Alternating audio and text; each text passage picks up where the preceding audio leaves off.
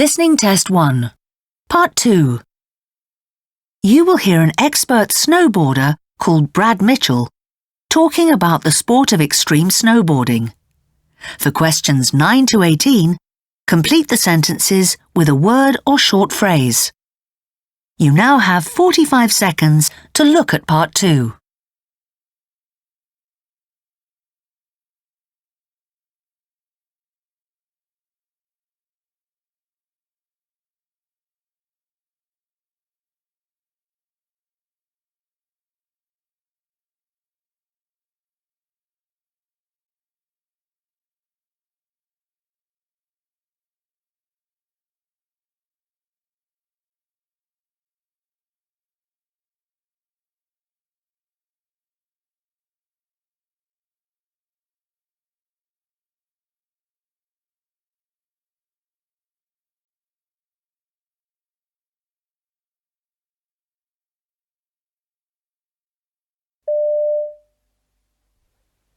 When you go extreme snowboarding, you head for the highest peaks and the steepest slopes, taking little more than a map and some basic survival equipment with you.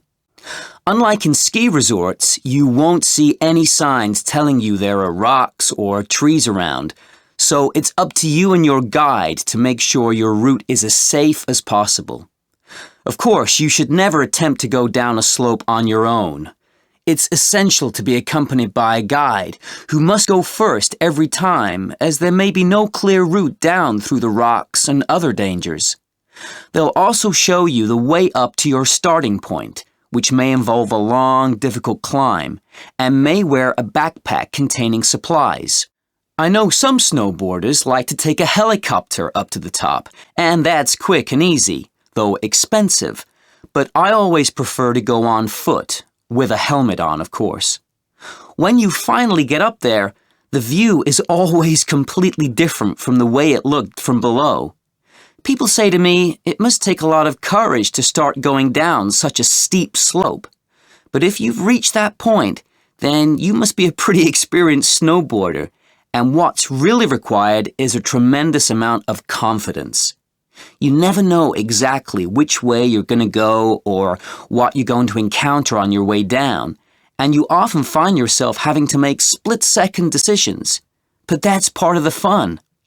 There's nothing quite as exciting as suddenly having to perform a series of jumps as you descend, and then managing to stay on your feet afterwards. The ability to do that is obviously something that takes those new to extreme snowboarding quite some time to learn.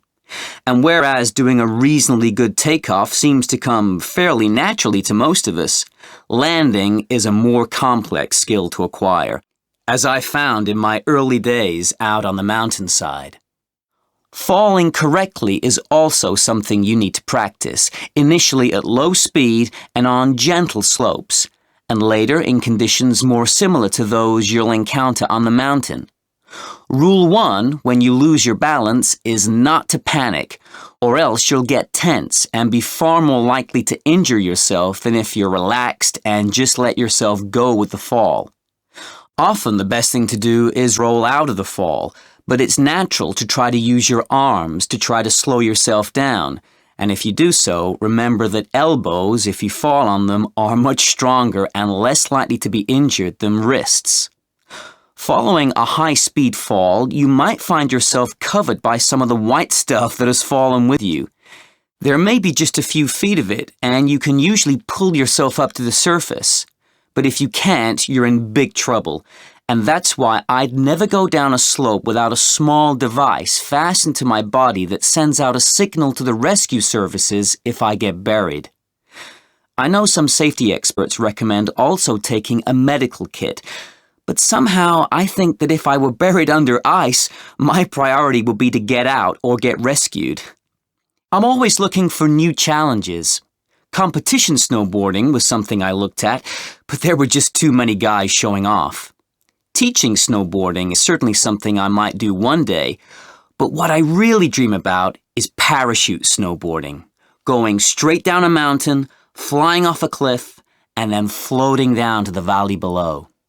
Now that's what I call extreme.